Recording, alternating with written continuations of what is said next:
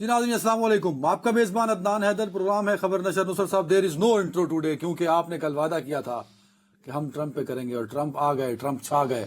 200 سے زائد executive orders یوں کر دیے۔ چلے ضرور کر دیے، وعدہ کیا تھا نبھانا پڑے گا۔ اپنی بھائی نظر ہاں بالکل نبھائیں گے۔ اچھا مجھے صرف ایک بات بتائیے، اپنا فون کھولیے، اس میں ٹویٹر ایپ ہے جس کو آپ ایکس کہتے ہیں، اس کو کھولیے۔ میں غریب ہوں، غریب کو حق نہیں ہے ٹویٹر استعمال کرنے کا۔ اچھا چلے، اس کے لیے آپ کو وہ دینا پڑتا ہے۔ کل اتفاق ایسا ہے کہ رات کو جب میں نے ایسے ہی میں کھیل رہا تھا، میں بھی ظاہر ہے کہ انوگریشن کی تقریب دیکھ رہا تھا، تو کچھ دیر کو ہمارے ہاں ایکس کھلا، میں نے اس پہ ٹویٹ بھی کی ہوئی تھی۔ میں نے کہا آج بڑی حیرت کی بات ہے، حکومت پاکستان نے بڑی فیاضی دکھائی۔ ایکس کھول دیا۔ مجھے اب پتہ چلا کہ ایکس کھلانے کے پیچھے فیاضی کیا تھی۔ وہ کیا تھی؟ وزیر اعظم پاکستان جناب شہباز شریف صاحب نے وہ ایپ جو وطن عزیز میں بند کر رکھی ہے، جسے کسی زمانے میں ٹویٹر اور اب ایکس کہا جاتا ہے، اس کے ذریعے مبارکباد کا پیغام بھیجا ہے۔ شہباز شریف کے پاس وہ ہوگا، وہ کیا ہوتا ہے جو لگاتے ہیں؟ وی پی این، جس کا استعمال غیر شرعی قرار دیا گیا تھا اسی حکومت کے ہاتھوں۔ غیر قانونی تو تھا ہی، غیر شرعی۔ اچھا انہوں نے غیر قانونی کام بھی کیا، غیر شرعی بھی کیا۔ جس کام سے مجھے روکا جا رہا ہے، وزیر اعظم پاکستان وہ خود کیوں کرتے ہوئے ہے؟ ایمان والو، وہ بات کرتے کیوں ہو جو خود نہیں کہتے کیوں جو کرتے؟ مبارکباد نہیں دینی ٹرمپ کو، اخلاقی فرض ہے۔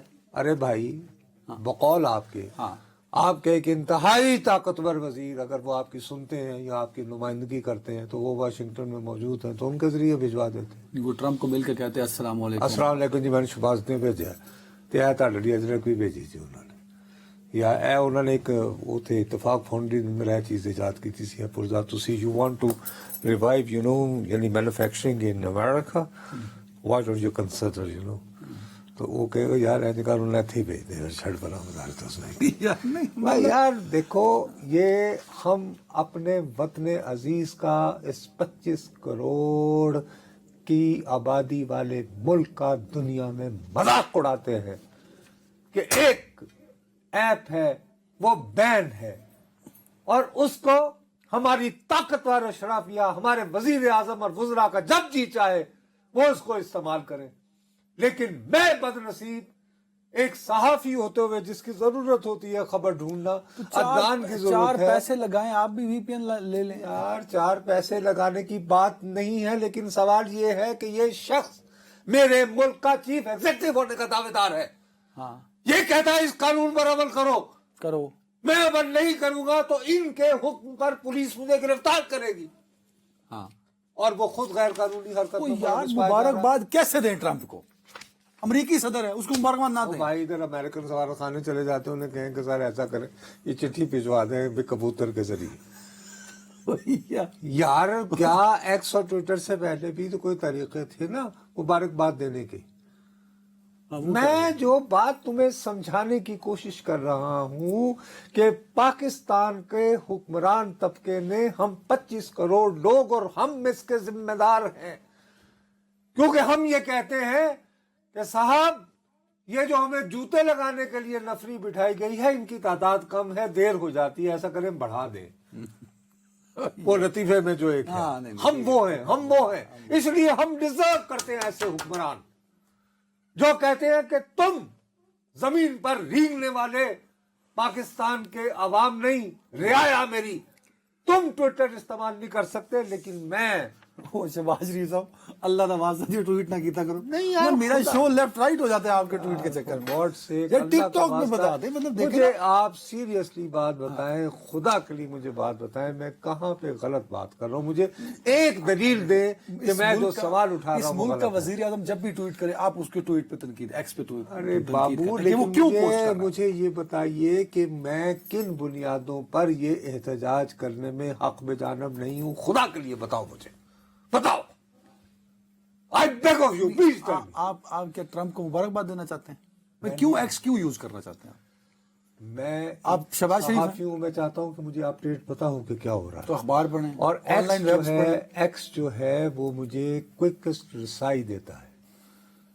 مجھے فیس بک اس طرح کی رسائی نہیں دیتی، مجھے ٹک ٹاک جو ہے وہ مسخرہ پن ہے، مجھے انسٹاگرام پہ تصویریں ملتی ہیں، لیکن مجھے خبر واشنگٹن پوسٹ کی ہیڈ لائن میں صرف دیکھ کے پہلا پہلا اس کے لیے access good platform, but اب شہباز شریف صاحب بڑی مہربانی، مطلب میرا نہیں یار یہ اس طرح نہ کیا کریں. اب چلیں مبارکباد، ٹرمپ نے جواب دے دیا، ٹرمپ نے جواب دیا ہے شہباز شریف صاحب. انہیں پڑھا بھی نہیں ہونا، وہ تو کل وہ تھی اور ملینا تو کل میں سے بڑی محبت دکھا رہے تھے ان کے ساتھ. ہی واز لوکنگ بڑا بہت خوش تھا. اچھا اب ایک بات، ایک اور سنجیدہ بات ہے. اچھا جی دیکھو یہ ایسی انوگریشن ہوتی ہیں، انہی سے تاریخیں بنتی ہیں، انہی سے چیزیں نکلتی ہیں، چھوٹی چھوٹی باتیں ہوتی ہیں، ان پہ غور کرنا ہوتا ہے.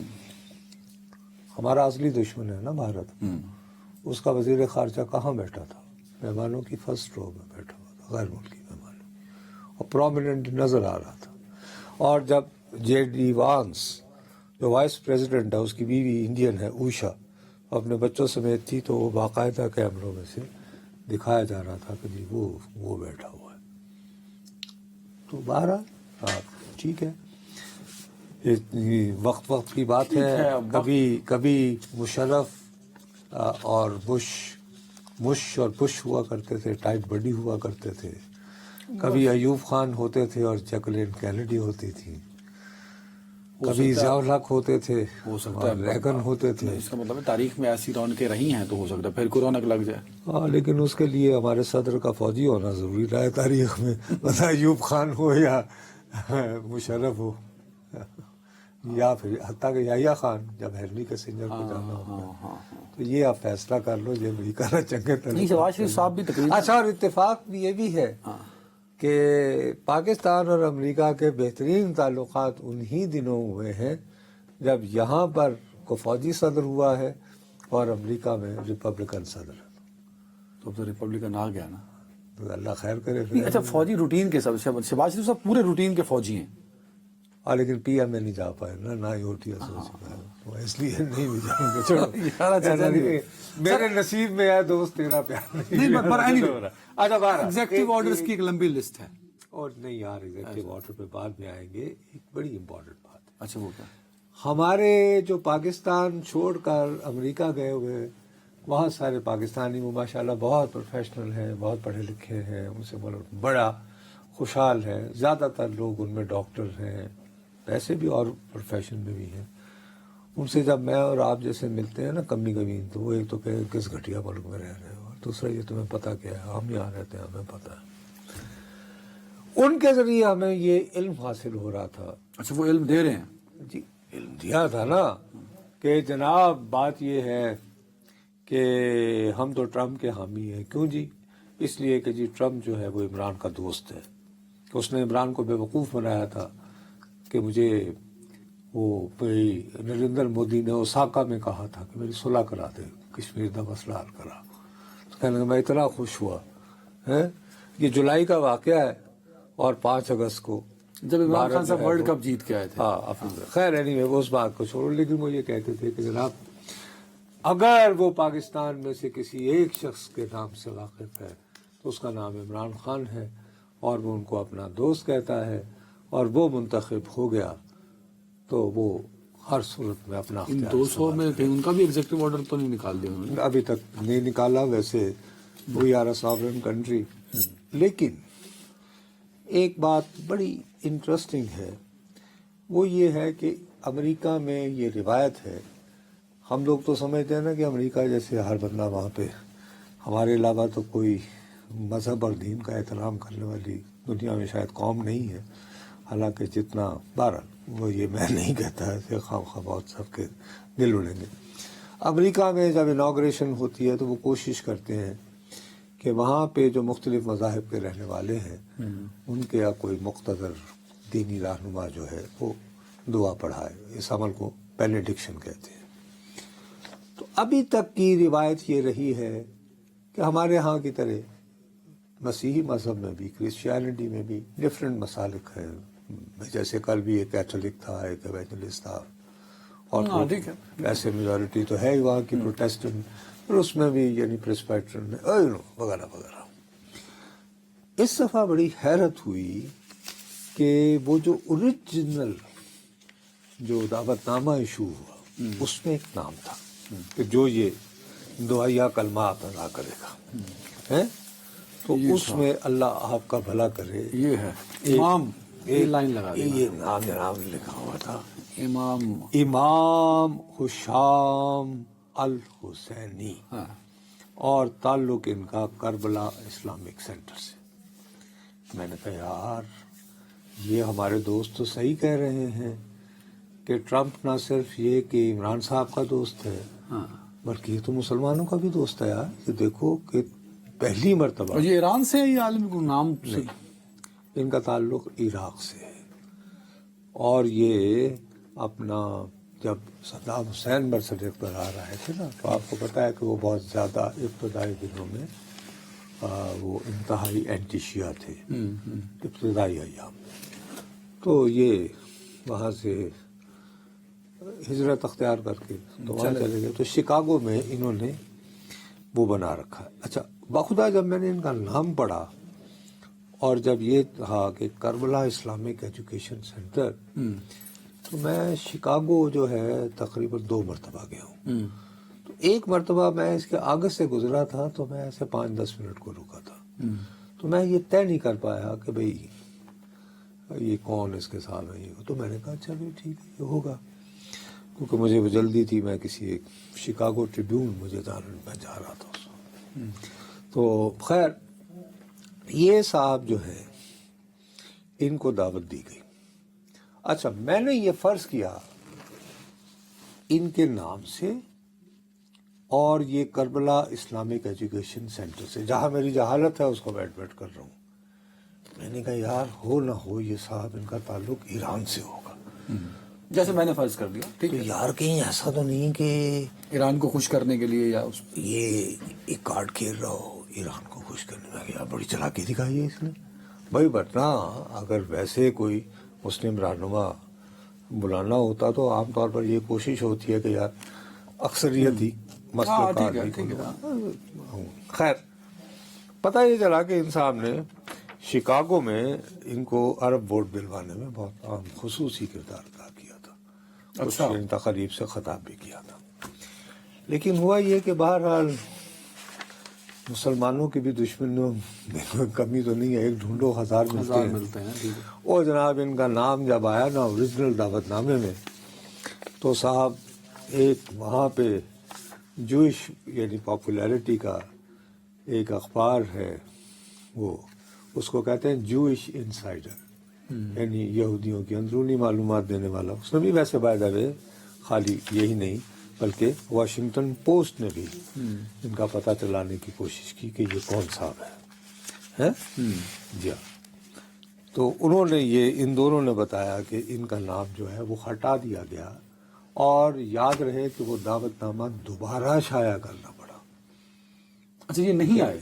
نہیں ان کا نام شامل تھا نا یار اوریجنل میں. تو کل آئے نہیں یہ نہیں آئے نا لیکن وہ دعوت نامہ جس میں ان کا نام شامل تھا اس کو پھر کینسل کر کے دوبارہ ایک اور اثر نو دعوت نامہ ایشو کرنا پڑا جس میں کسی مذہبی دینی رہنما کا دعائیہ کلمات ادا کرنے کے لیے نام شامل نہیں تھا. تو میں نے کہا یار اچھا بھی کوئی مسلم دشمنی ہو گئی ہوگی. لیکن ان 2 اخبارات نے خبر یہ دی ہے کہ 2007 میں دیکھو 2025 میں کیا ہو رہا ہے کہ 2007 میں فاکس نیوز جو ظاہر ہے کہ بہت پسندیدہ ہے ان کا ٹرمپ صاحب کا اس کا انٹرویو دیتے ہوئے وہاں پہ ایک پروگرام میں انہوں نے پوچھا جی کہ حزب اللہ کے بارے میں آپ کا کیا خیال ہے. تو انہوں نے بڑی بہرحال عالم آدمی تو ہیں اور زبان سے کھیلتے ہوئے کہا ہم سب حزب اللہ ہیں. مسلمان بھی حزب اللہ ہوتے ہیں اللہ کے سپاہی ہوتے ہیں. مسیحی بھی اللہ کے سپاہی ہوتے ہیں اور یہودی بھی اللہ کے سپاہی ہیں. تو اس میں کیا اعتراض؟ وہ ایک وجہ بنی ان کی اس کے. انہوں نے کہا جی یہ تو حزب اللہ کا حامی ہے. اچھا شکاگو میں اتفاق سے بہت ہیوی کمیونٹی ہے لیبنیز کی اور لبنانی شیعہ بھی بہت کثیر تعداد میں ہیں. اور حزب اللہ کا جو کمپیوٹر کا پورا سسٹم اور ان کا جو المنار ٹیلی ویژن ہوتا تھا نا وہ یہ شکاگو میں ٹرینڈ ہوئے طلباء کا مرہون منت تھا اور فنڈنگ بھی بہت زیادہ یہاں سے جاتی تھی. اوکے خیر تو اس کی مجھے وجہ سے 1 منٹ اور دے دیں, بریک پہ جانا ہے. 14 منٹ ہو گئے نا مکی صاحب. 14 منٹ میں تو اچھا میں نے صرف جلدی جلدی دسو کہ ایگزیکٹو آرڈرز کی بھرمار کو امپلیمنٹ بھی ہوگا کہ نہیں؟ ان میں سے کچھ تو ہر صورت ہو جائیں گے. مثلا جیسے انہوں نے جو ٹیرف عائد کیا ہے کینیڈا پہ وہ ہوگا. وہ ہوگا, اسے نہیں تو اسے تو نہیں روک سکتا کوئی بھی. ایک انہوں نے جو آرڈر کیا ہے نا وہ مجھے پروان چڑھتا ہے بھائی نہیں دکھائی نہیں دیتا. وہ کون سا؟ وہ یہ ہے کہ دیکھو فرض کرو آپ اپنی مسز کے ساتھ آپ وہاں پڑھنے گئے ہو ہاں, اور آپ کی مسز پریگننٹ ہو جاتی ہے تو وہاں جو بچہ یا بچی پیدا یہ قانون ہے کہ وہ نیشنل ہو جاتا ہے. یہ قانون کہ وہ لیکن اس کو ختم کرتے ہیں نہیں وہ یعنی پیدائشی طور پر وہ اس کو یعنی پیدائشی امریکی شہری مانا جائے گا. میرے اپنے فادر ان لا جو ہے وہ وہاں شکاگو گئے ہوئے تھے پی ایچ ڈی کرنے, اور ان کے بیٹا ہوا اور وہ امریکن نیشنل. یہ الگ بات ہے کہ ان صاحب نے وہ سرنڈر کر دی, ٹھیک ہے, اور یعنی پاکستان کی محبت میں, یہ الگ بات ہے. تو وہ انہوں نے ایگزیکٹو آرڈر کے ذریعے, میرا خیال ہے کہ یہ کورٹ میں چیلنج ہو جائے گا. اور یہ ایگزیکٹو آرڈر جو قانون کے خلاف ہوگا وہ امپلیمنٹ فوری طور پہ تو نہیں ہوتا. آئین جب بنایا جاتا ہے, جب یہ قانون بنایا گیا ہوگا تو اس کے پیچھے کوئی توجہ پیش کی ہوگی نا. امریکہ بنیادی طور پر امیگرینٹس کی قوم ہے نا, وہاں کے اوریجنل لوگ تو ریڈ انڈین تھے, اور اب وہ امیگرینٹس کے خلاف ایک نئی مہم شروع کرنے لگے ہیں جو کہ ٹرمپ کا سلوگن بھی ہے. اب مجھے بریک پہ جانا ہے کچھ اور. ہم ٹرمپ کو ذکر ضرور کرتے رہیں گے کیونکہ ٹرمپ اب ہماری خبروں کی بھرپور زینت رہیں گے جس طرح ٹرمپ اپنے آپ کو پریزنٹ کرتے ہیں. ایک بریک فوری طور. ویلکم بیک ناظرین. نصرت صاحب, سپریم کورٹ اور وسیم صاحب کو میں نے بلا اس لیا. سے پہلے کہ میں وسیم کو, جس کو ہم روزانہ آج کل چونکہ سپریم کورٹ نے دوبارہ بھائی رونق لگانی شروع کر دی. ہمارا خیال تھا 26ویں ترمیم کے بعد ہمیں سپریم کورٹ کی رپورٹنگ کی ضرورت ہی پڑے گی. وہاں پہ بہت بورنگ اور جمائیاں دلوانے والے ہوں گے. لیکن جب آپ ایگزیکٹو آرڈر کی بات کر رہے تھے نا تو اس میں ایک بہت اہم فیصلہ جو کیا ہے جو میری دانش میں بہت پریشان کن ہے, کاش کہ ہم اس کو ذرا پہلے سیگمنٹ میں تفصیل سے ڈسکس کر سکتے. اس نے جو امریکہ کو WHO ورلڈ ہیلتھ آرگنائزیشن سے نکالنے کا فیصلہ کیا ہے, یہ بہت ظالمانہ فیصلہ ہے. دیکھو اس کا امپیکٹ غریب ملکوں پر ضرور ہے. غریب ملکوں میں یار جہاں پہ ملیریا پھیلتا ہے, ہر طرح کی بیماریاں, وبائی امراض. دیکھو جیسے مثال کے طور پر اگر چین ہماری ویکسین کے سلسلے میں مدد نہ کرتا تو ہمارا بھی کورونا میں اتنا برا حال ہوتا جتنا انڈیا اور امریکہ بذات خود امریکہ میں ہوا. لیکن بہرحال امریکہ میں اینٹی ویکسین WHO کے اور کئی پروگرام چل رہے ہیں جو بچوں کے لیے ہیں, خواتین کے لیے ہیں, اور غریب ملکوں کا بڑا سہارا ہے وہ پروگرام. اور اب اس میں اور زیادہ دکھ کی بات یہ ہے کہ یہ فیصلہ ہو رہا ہے کینیڈی کی نسل کے ایک بندے کے ہاتھوں, جبکہ کینیڈی کو بہت زیادہ عوام دوست امریکی صدر جو ہے مانا جاتا تھا. اور بہت سارے لوگوں کا یہ خیال ہے کہ اسے مروانے میں شاید امریکی مافیا کا بھی بہت بڑا ہاتھ تھا, اس کی غریب نوازی کی وجہ سے. تو یہ بہت بڑا ایگزیکٹو آرڈر کی وجہ سے مسئلہ بننا ہے. اور دوسرا جو میکسیکو کا بارڈر ہے سر, وہاں لوگ کل سے ہی سنا ہے کہ صورتحال گمبھیر ہو گئی ہے. دیکھتے ہیں ہمارا. اچھا جی, السلام علیکم جی وسیم. اب میرے پیارے بھائی یہ بتاؤ, یہ جھگڑا بڑھتے چلے جا رہا ہے لیکن ابھی تک ہمارے دیکھنے والوں میں سے اکثریت کو سمجھ نہیں آ رہی کہ یہ جھگڑا ہے کیا. وہ ذرا پہلے بتا دو اور پھر آج کی تازہ ترین بتا دو. وعلیکم السلام سر, بہت شکریہ. میں کوشش کرتا ہوں کہ آسان الفاظ میں یہ جو تمام تر اس وقت جھگڑا ہے, بلکہ اختیار سماعت اور اختیارات کی جنگ جو ہے وہ جاری ہے اس سلسلے میں, تو ہوتا کچھ یوں ہے کہ ایک case supreme court of Pakistan میں آتا ہے اور جو فکسیشن برانچ ہے یا جو رجسٹرار آفس کا وہ عملہ ہے جو کہ کیسز کمیٹی کے ہدایات کے مطابق وہاں پر بینچز میں فکس کرتا ہے, وہ ایک ریگولر بینچ کے سامنے یہ مقدمہ سماعت کے لیے مقرر کر دیتا ہے.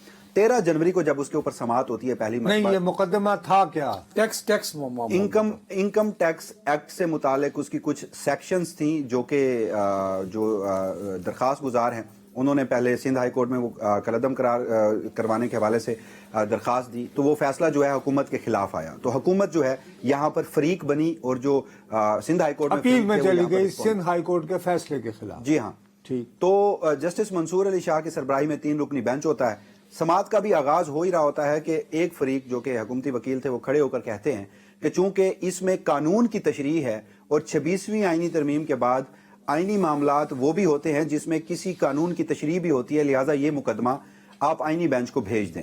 जो दूसरी तरफ के वकील हैं वो कहते हैं कि नहीं, ये रेगुलर बेंच भी सुन सकता है। इसी में जस्टिस मंसूर अली शाह की सरबराही में एक बेंच एक सवाल वहां पर फ्रेम करता है। वो कहता है कि क्या सुप्रीम कोर्ट से अख्तियार समाअत वापस लिया जा सकता है, हम ये मुकदमा सुन सकते हैं या नहीं। इस पर अभी फैसला नहीं होता, सिर्फ एक सवाल क्रिएट करते हैं वो, जिस पर वो अटार्नी जनरल को भी इस हवाले से मुआवनत तलब करते हैं और फ्रीकैन के वकला से भी। मामले की समाअत 16 जनवरी के लिए मुलतवी कर दी जाती है। यहां से एक झगड़ा जो है वो शुरू होता है। 16 जनवरी को जब दूसरी समाअत होना होती है तो 15 जनवरी को बेंच तब्दील कर दिया जाता है और उस बेंच में जो सिंध हाई कोर्ट में जस्टिस अकील अब्बासी इसी मुकदमे में फैसला सुना चुके थे, जैसे हमने कल भी बताया था, उस बेंच में शामिल कर दिए जाते हैं।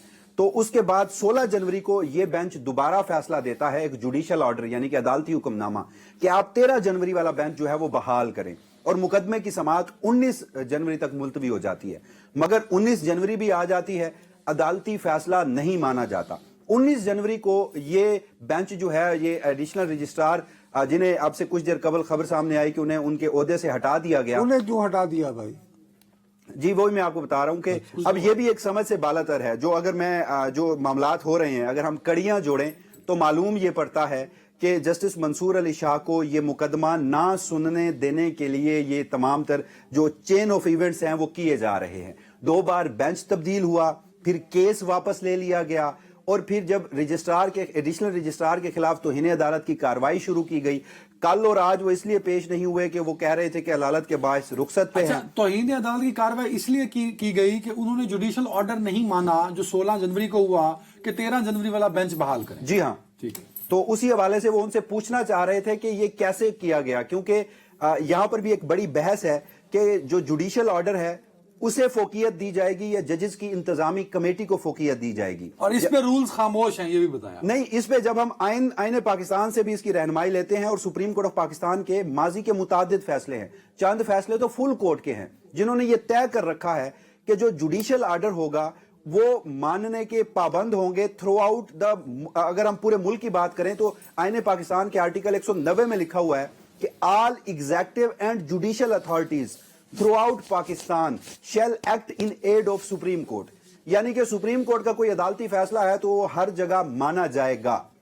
तो उस पर अब से कुछ देर कबल जो खबर सामने आई कि जब एडिशनल रजिस्ट्रार को उनके ओहदे से हटा दिया गया तो वहां पर जब हमारे नजर में ये था ना मानना, हमारे यहाँ ऐसी रिवायात भी तो अब कायम हो गई है ना।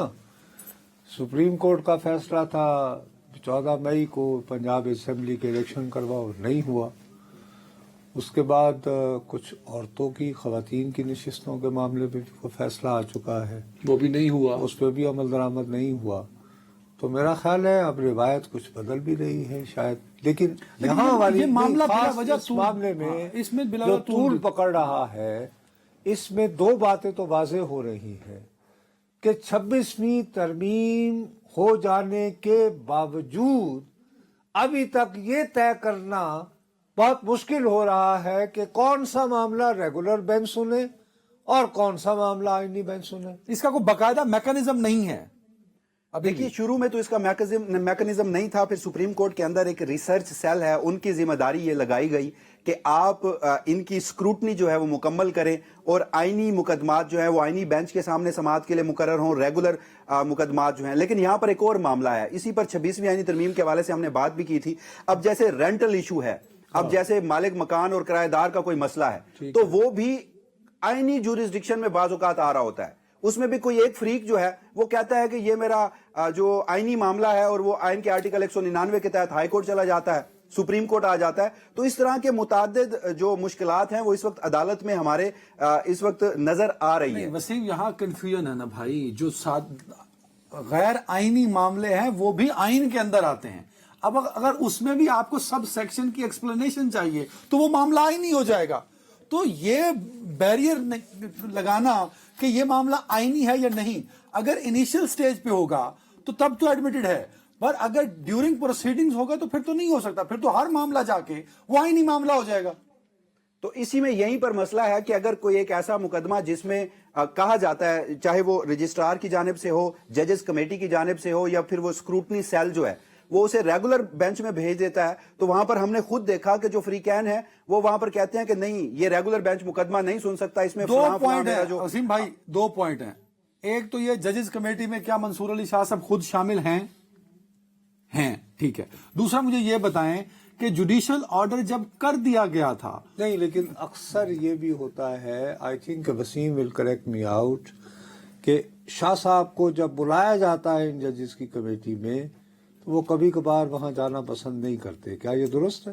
دیکھیے ماضی میں ایسا ہوتا رہا ہے, اور وہ ان کے کچھ وہ کہتے تھے کہ میرے یہ اصول ہیں, میں ان پہ سمجھوتا نہیں کروں گا, یہ ریزننگ ہے, اگر حل کر دیں تو میں کمیٹی میں آ جاؤں گا. جس کے بعد وہ حل کر دی گئی تھی اور وہ کمیٹی میں جانا شروع ہو گئے تھے. مگر اب جو 15 جنوری والی میٹنگ تھی جس میں بینچ تبدیل کر دیا گیا, تو اس میں جسٹس منصور علی شاہ کہتے ہیں کہ مجھے پتہ ہی نہیں کہ یہ کمیٹی کی میٹنگ کب ہوئی ہے. لیکن جو دوسری کمیٹی کی میٹنگ اسی معاملے پر 17 جنوری کو ہوئی تھی, اس میں جسٹس منصور علی شاہ کو بلایا گیا تھا, لیکن چونکہ جسٹس منصور علی شاہ اسی معاملے پر ایک جوڈیشل آرڈر کر چکے تھے تو وہ اس میں شریک نہیں ہوئے. لیکن یہاں پر ایک اور دلچسپ بات یہ ہے کہ اب سپریم کورٹ آف پاکستان کی جو ججز کمیٹی کی کارروائی ہے, حالانکہ یہ ماضی میں پبلک ہوتی رہی ہے, اور اس میں سابق چیف جسٹس قاضی فائزی صاحب کے فیصلے بھی ہیں کہ آئین کے آرٹیکل 19A کے تحت رائٹ ٹو انفارمیشن کے تحت یہ معلومات پبلک ہونی چاہیے. لیکن آج رجسٹرار سپریم کورٹ نے میاں کہا, فائز عیسیٰ کو تو ہم لوگ کیسے یعنی ولن بنایا کرتے تھے, لیکن چلے آج آپ کے ذریعے ان کا ایک اچھا پوائنٹ سامنے آ رہا ہے کہ وہ یہ کہتے تھے کہ ججز کمیٹی کا جو اجلاس ہوتا ہے جس میں یہ طے کیا جاتا ہے کہ اس کو فلاں بینچ کے یا روبرو پیش کیا جائے, وہ معاملہ پبلک کے روبرو آنا چاہیے آئین کے آرٹیکل 19A کے تحت, جو مجھے اور آپ کو جاننے کا حق دیتا ہے. آپ صحیح کہہ رہے ہیں, یہی میں آپ بالکل ٹھیک سمجھے ہیں. شروع میں تو اس روایت پہ عمل بھی کیا گیا تھا, مگر ان کے آخری ٹینیور میں وہ خود ہی اپنے فیصلے کو غالباً بھول گئے تھے یا کیا ہوا تھا. مگر آج کے روز رجسٹرار سپریم کورٹ نے کہا کہ وہ جو کمیٹی کی کاروائی کے میٹنگ ہیں, منٹس ہیں, جب منگوائے گئے تھے تو انہوں نے کہا کہ یہ کانفیڈینشیل ہیں, یہ پبلک ڈومین میں آ ہی نہیں سکتے, ہم عدالت کو فراہم کر دیتے ہیں, ججز خود بیٹھ کر پڑھ لیں. تو اس پر بھی ججز حیران ہوئے کہ کمیٹی میٹنگ میں ایسا کیا کانفیڈینشیل تھا. تو بہرحال اب سب سے بڑا جو اس سارے معاملے میں سوال ہے, اب چونکہ اب سے کچھ دیر قبل ایک اور ڈیولپمنٹ اسی سلسلے میں سامنے آئی کہ جب ایڈیشنل رجسٹرار کو ان کے عہدے سے ہٹا دیا گیا تو پھر اب جو توہین عدالت کا یہ جو کیس کل تک کے لیے ملتوی کیا گیا تھا اسے بھی ڈی لسٹ کر دیا گیا ہے, یعنی اب وہ کیس بھی جسٹس منصور علی شاہ سے واپس لے لیا گیا ہے. تو یہ سارے سیریز آف ایونٹس جو ہیں یہ بتاتے ہیں کہ کوشش یہ تھی کہ جسٹس منصور علی شاہ کسی صورت یہ مقدمہ نہ سنیں. یہاں پر ایک چیز جو ہے غلط العام ہے, اور کہا جاتا ہے کہ 26ویں ترمیم کے بعد جسٹس منصور علی شاہ کیسے آئینی مقدمہ سن سکتے ہیں. تو ابھی تک انہوں نے یہ نہیں کہا کہ وہ سن سکتے ہیں, بلکہ انہوں نے ایک سوال پیدا کیا کہ ہم کیسے نہیں سن سکتے. نہیں, لیکن اب تو انہوں نے میرا خیال ہے معاونت بھی طلب کر لی ہے.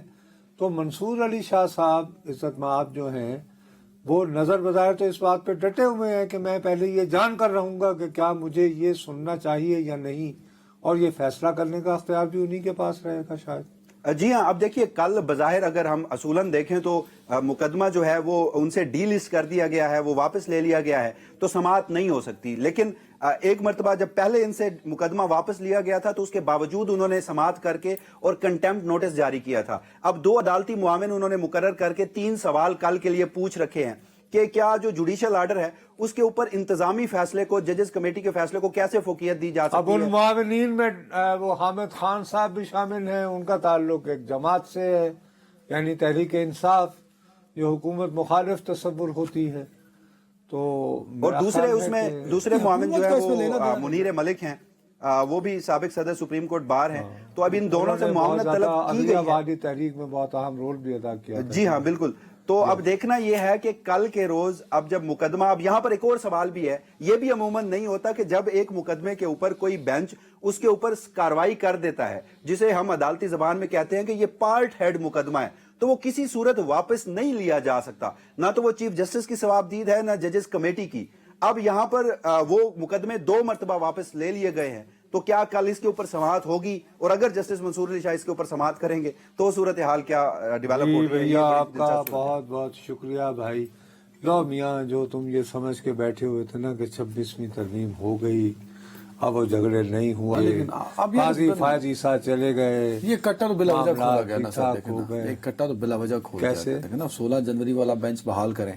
اب 16 جنوری کو جو 13 جنوری والا بینچ بحال کریں، 13 جنوری والا بینچ سن لیتا تو کون سی قیامت آ جاتی. مطلب میرا پوائنٹ یہ سیدھا سادہ سا پوائنٹ یہ ہے. پھر بار باری تو ٹیکنیکلٹی، آپ کہتے ہیں ٹیکنیکلٹی، میں ٹیکنیکلٹیز میں نہیں ڈالتا.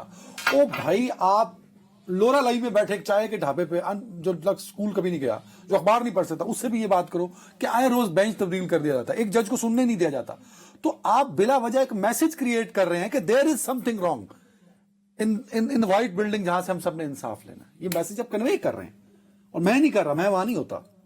معزز ججز صاحبان ہوتے ہیں، یہ ان کا کام ہے. آج خود کر رہے ہیں نا، جو بھی کر رہا تھا میں آج خود کر رہے ہیں، کوئی کر رہا ہے، کوئی تو ہے جو کر رہا ہے. کوئی تو کر رہا ہے نا. تو میں ایک وقفہ اس سے پہلے کہ یہ کنٹمپٹ کروا دیں.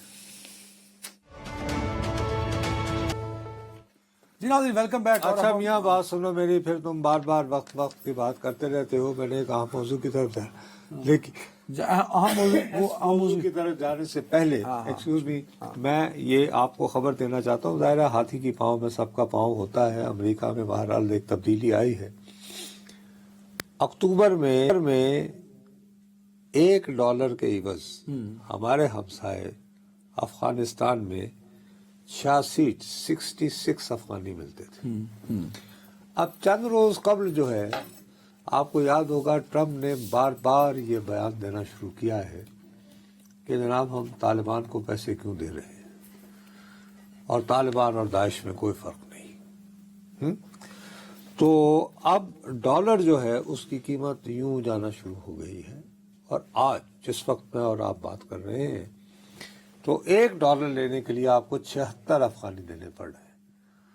تو ایسا کرو، مہربانی کرو، میں کچھ گھر جا کے کچھ نہیں، 76 نہیں، میں تو سستا ہو گیا. نہیں، 66 یار، $1 کے بدلے آپ کو ملتے تھے 66. 86 نہیں، پھر آپ نے 86 کہا ہے. 66 ہاں، 66 ملتے تھے جی پہلے اکتوبر 2024 میں، اور آج مل رہے ہیں 24 نہیں 25، یعنی پچھلے سال. ہاں، اکتوبر 24. اور آج جب سے یہ بیان دیا ہے تو اب وہ 76 ہے. 10 افغانی بڑھ گئے ہیں ڈالر. اس کا مطلب ہے تو تم ایسا کرو کہ پشاور سے کسی طرح جاؤ جلال آباد تو لے آؤ جتنے بھی ڈالر لا سکتے ہو، اور بیچنا شروع کر دوں.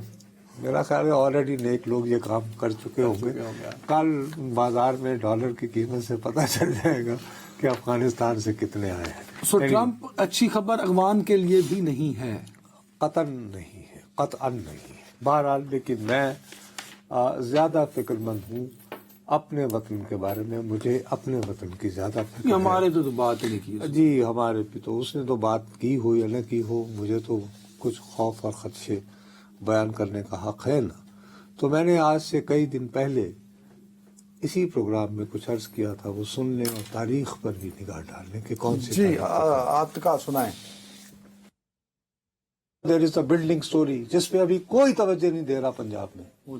پورے سندھ میں ایک اور اب ایشو کھڑا ہو رہا ہے، اور یہ اتنا ہی لیتھل ہوگا. میرا آج کا پروگرام ریکارڈ کر کے رکھیں جتنا کالاباغ ڈیم ایشو ہوا تھا. وہ کیا ہے؟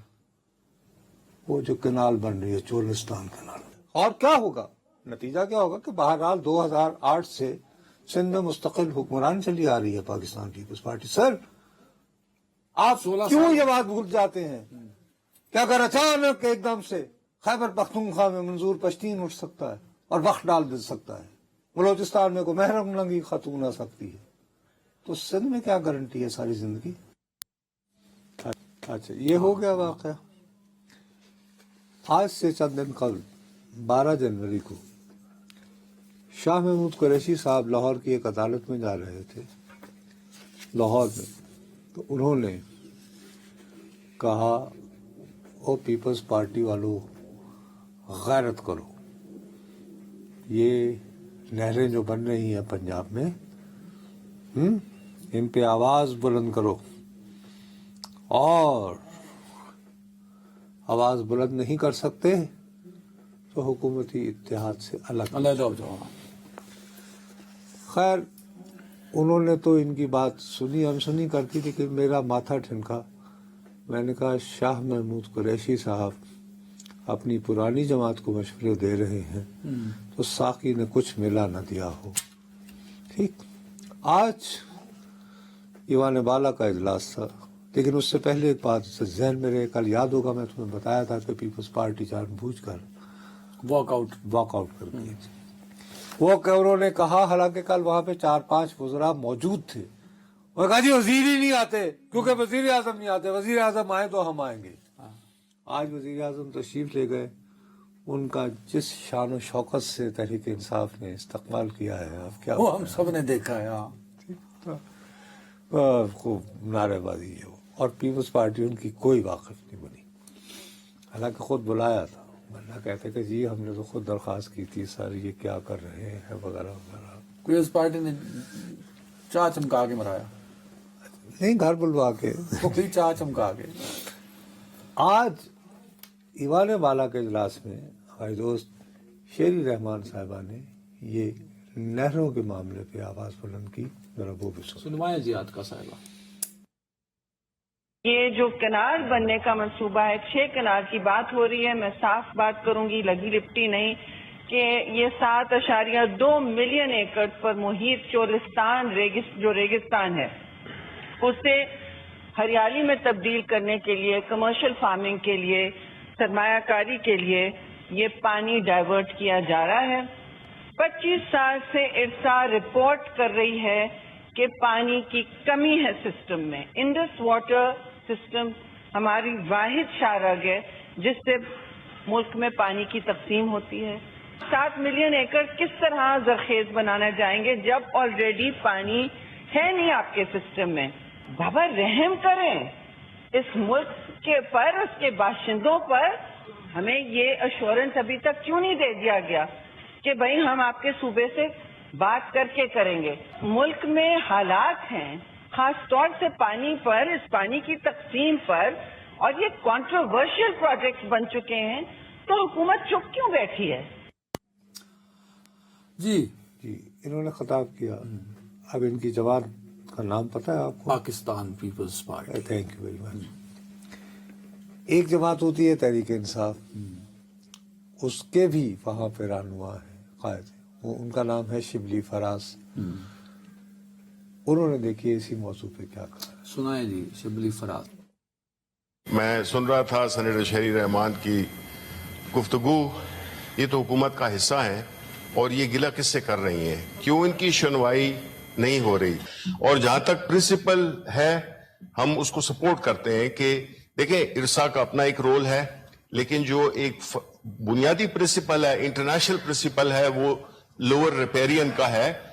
اس میں بالکل اس کے کنسلٹیشن کے بغیر, اس کے کسی بھی اس سلسلے میں ان کو لوور ریپیرین کو ایک ایڈوانٹیج ہوتا ہے, ایک ڈس ایڈوانٹیج جس کے لیے ان کو ایک ایڈوانٹیج دیا جاتا ہے کہ جو لوور ریپیرین ہے وہ ان کی بات سنی جانی چاہیے. اب یہ دیکھو کتنا سینسٹیو مسئلہ ہے. میں نے کتنا عرصہ پہلے تمہیں فور وارن کیا, نومبر پروگرام 2024, کسی شخص نے اس پہ توجہ نہیں کی. میں نے کہا کہ اگر اس مسئلے کو سنجیدگی سے توجہ نہ دی گئی تو یہ ایک اور کالا باغ ڈیم بن سکتا ہے. اور کالا باغ ڈیم دیکھ لیں, نہیں بنا. یہ نہر بن جائے گی سر, جیسے ضیاء الحق نے کالا باغ ڈیم بنا لیا تھا, جیسے جنرل مشرف صاحب نے بنوا لیا تھا. ویسے جنرل مشرف نے یہ دیکھنا جو کریڈٹ بنتا ہے, میں نے انٹرنشپ کی ہے, میں نے انٹرنشپ کی ہے ان دنوں میں. وہ کالا باغ ڈیم کا سامان بھی تقریباً پہنچنا شروع ہوا تھا. وہ بنا کیوں نہیں؟ چلو بیچارے نو ٹائم تو پورا نہیں کتنا 11 سال ورگے لوگوں نے پیچھے کینسر لاتے 11 سال تک آپ 10-11 سال انتظار میں رہتے ہیں. دیکھیے کچھ چیزیں ایسی ہوتی ہیں. آپ کو چولستان اگر آباد کرنا ہے نا تو جہاں جنہوں نے آباد کرنا انہوں نے بنا لینی. تو یعنی آپ سندھ کو برباد کر کے تو نہیں آباد کر سکتے نا. ہو سکتا ہے یہی بنوانے والے ہوں. آپ نے کہا اپنا کلپ سیو رکھنا, تسی میرا سیو رکھو. کون بنوانے والے؟ یہی بنوانے والے ہوں گے جو آج تنقید کر رہے ہیں. پیپلز پارٹی وہ نون لیگ کا اس میں لینا دینا ہی نہیں. پیپلز پارٹی جو ہے وہ بنوائی گئی. یہ وہی ہے نا جنہوں نے سندھ ہاؤس میں ہوسٹ کیا تھا عمران خان کو گھر بھجوانے کے لیے. میں آپ سے دوبارہ عرض کر رہا ہوں, پیپلز پارٹی سندھ کو برباد کر کے چولستان کو آباد کرے گی. نہیں ساتھ تھا کہے گی کہ سارا پروجیکٹ ایکسٹینڈ کیا جائے گا.